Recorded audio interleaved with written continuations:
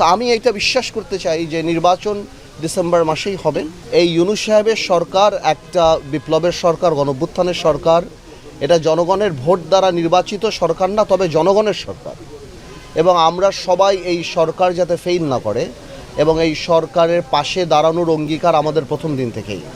এবং আমরা প্রথম দিন থেকেই বলে আসছি যে সংস্কার প্রয়োজন, তবে বড় সংস্কারগুলি আমি মনে করি যাতে করে জনগণের প্রতিনিধি যারা তাদের মাধ্যমেই হয়।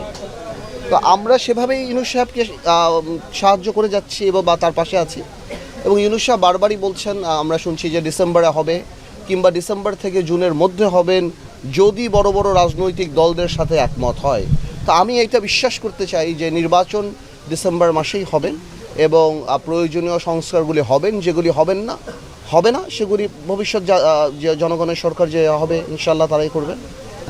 না, আমরা তো দল গোছাচ্ছি। আমরা আপনারা জানেন যেটা আমরা অনেক আগে থেকেই বাংলাদেশ জাতীয় পার্টি বিজেপি এখন যে কোনো সময়ের চেয়ে আগের চেয়ে অনেক বেশি শক্তিশালী এবং রেলেভেন্ট এবং প্রাসঙ্গিক রাজনীতিতে।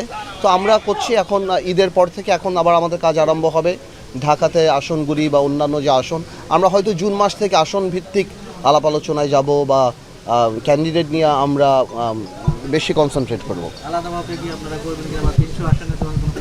এগুলি এখনও টু আর্লি টু সে। না, নির্বাচন হবে, কোনো সংস্কারগুলি কি নির্বাচনের ইনফ্রাস্ট্রাকচারকে কোনোভাবে এফেক্ট করে কিনা, দ্বিপাক্ষিকের কোনো আলোপার আসনে, এই ব্যাপারগুলি এখনও আমাদের কাছে পরিষ্কার না যে এই সরকার কোন সংস্কারগুলি করবে। কিন্তু তার সেই সংস্কারের উপর অনেকাংশেই নির্ভর করে যে আগামীতে কী রকম নির্বাচন হবে, ক্যান্ডিডেট কারা হতে পারবে বা কী আলাপ হতে পারে বা কী ধরনের নির্বাচনী ঐক্য হতে পারে। তো আমার মনে হয় আরেকটু সময় লাগবে। দেখেন, আমি আপনাকে একটা কথা বলি, আমি দ্রুত না আমি সেই ব্যাপারে কথা বলবো না।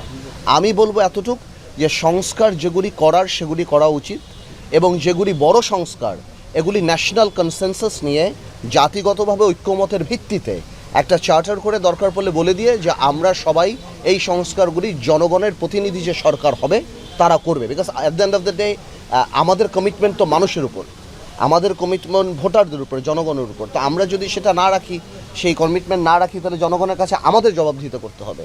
তো যেই সংস্কারগুলি যদি একমত হয় সবাই, যেটা করতে হয়তো একটু সময় সাপেক্ষ ব্যাপার, সেগুলি একটা ন্যাশনাল ইউনিটি করে বা ওরকম কমিশন করে আমরা করতে পারি এবং আমরা একটা ন্যাশনাল ডিক্লারেশন হতে পারে। সেরকম অনেক কিছুই হতে পারে। বাট আমি মনে করি সংস্কারের কথা বলে আসলে এই এত বছর নির্বাচন হয় নাই, মানুষ তাকিয়ে আছে এবং জনপ্রতিনিধিত্বের একটা ব্যাপার আছে। আপনি দেখেন, যারা হয়তো ঢাকা সিটিতে একজন ভদ্রলোক বা কয়বার ওয়ার্ড কমিশনারের কাছে যায় আমরা বলতে পারি না। এখানে আপনি তাকিয়ে দেখেন, জনপ্রতিনিধিদের জন্য একটা মানুষের একটা আকাঙ্ক্ষা আছে, একটা ইউনিয়ন চেয়ারম্যান থেকে আরম্ভ করে মেম্বার থেকে আরম্ভ করে এমপি। তা আমার মনে হয় যে সেই জিনিসগুলি মাথায় রেখে নির্বাচনের দিকে চিন্তা করা উচিত। না, এটা তো আমি মনে করি যুক্তিসঙ্গত হবে। বাট আমি মনে করি যেটা আমি জানি না এটার ফরমেশনটা কি। যতখানি আমি ফরমেশন দেখেছিলাম আমার কাছে মনে হয় যে এই ফরমেশনটা ওনারা আনুপাতিক হারে, আমি যত দেখলাম আনুপাতিক হারে ওপরের যে চেম্বারটা থাকবে সেখানে নেবে। বাট আমি মনে করি আমার জায়গা থেকে আমি মনে করি বাংলাদেশের মেরুদণ্ড বাংলা উন্নয়ন যদি আপনার করতে হয় তাহলে আপনার স্থানীয় সরকারকে করতে হবে। আমি মনে করি আরেকটা যদি চেম্বার করতেই হয় তাহলে 500 উপজেলা চেয়ারম্যান থেকে আরম্ভ করে এবং 111টা পৌরসভা থেকে আরম্ভ করে এবং জেলা পরিষদ থেকে আরম্ভ করে এদের নিয়ে যদি একটা চেম্বার করা যায় এবং সেখানে যদি একটা বরাদ্দ দেওয়া যায় এবং উন্নয়নের বাজেটগুলি যদি এদের হাতে দিয়ে দেওয়া যায়, তাহলে আমার মনে হয় যে এটা আরও অনেক বেশি জনসম্পৃক্ত হবে এবং তাদের দায়িত্ব অনেক বেশি বাড়বে। কারণ আপনারা দেখেন, উপজেলা চেয়ারম্যানদের বেসিক্যালি কোনো কাজই নেই বললেই চলে, শুধুমাত্র গমটা বেগুলো। তাদের যদি একটা বাজেট দেওয়া হয় তাহলে আমার মনে হয় সাধারণ মানুষরা আরও অনেক বেশি উপকৃত হবে।